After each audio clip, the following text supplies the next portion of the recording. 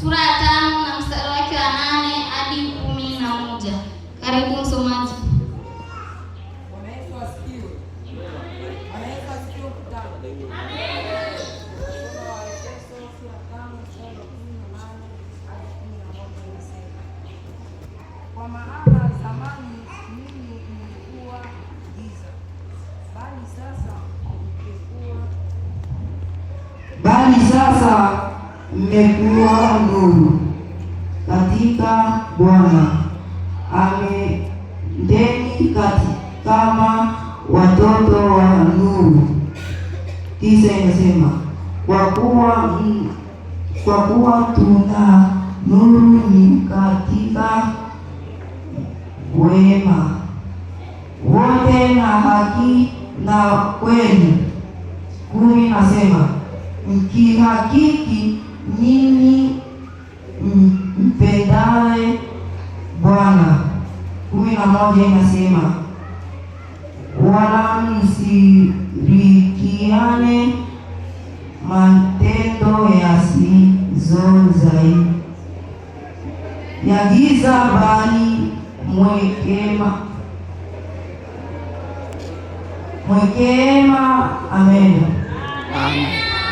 Bwana Yesu asifiwe. Bwana Yesu asifiwe. Kitabu kinatuambia kwamba kwa maana ninyi mlikuwa giza, lakini sasa mmekuwa nuru katika Bwana. Bwana Yesu asifiwe. Tukijazwa na Roho kwa siku ya leo, tutakuwa nuru katika Bwana. Tuone jambo letu la pili, madhara ya kulewa kwa mvinyo. Biblia inatuonya sana juu ya kulewa kwa mvinyo, lakini watu hawataki kuonyeka.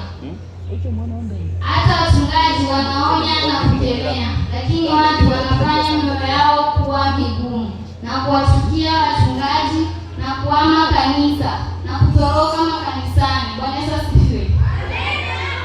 Tunatakiwa tuache kulewa kwa mvinyo, lakini badala ya kuacha, sisi tunaanza kuchukia wachungaji na tunaanza kuhama makanisa, tunaenda kuabudu miungu. Bwana Yesu atuhurumie.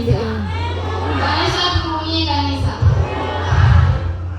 Pia wachungaji wengi wanalewa, japokuwa wanahubiri na kukemea ulevi, lakini wao ndio kwanza kwenda kilabuni kulewa. Wamama wa familia wanaachiwa hela ile waemelee watoto, lakini wao wanaenda kuzitumia kwa kulewa kwa mvinyo. Bwana Yesu atuhurumie sana.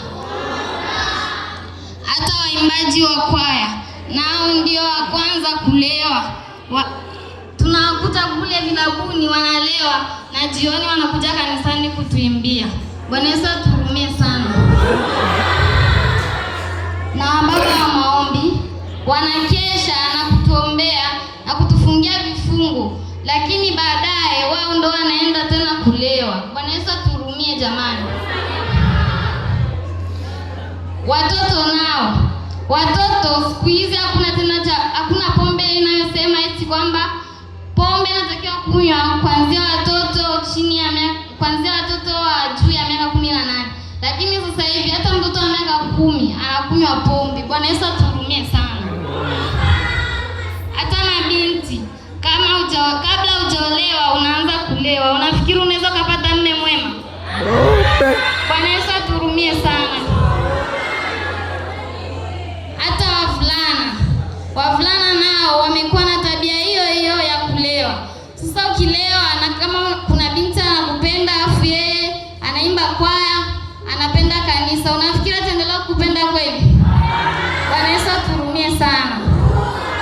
Jambo linaloleta masikitiko mbele za Mungu ndio hilo jambo la kulewa. Bwana Yesu atuhurumie. Biblia inatuonya kuwa kulewa huondoa busara. Soma Methali sura 20 na mstari wake wa 1.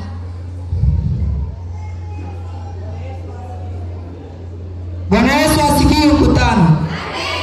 Bwana Yesu asifiwe.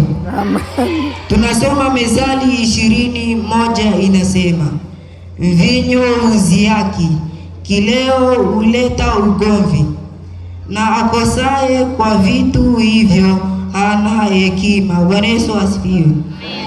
Bwana Yesu asifiwe mkutano. Kulewa inaondoa busara jamani.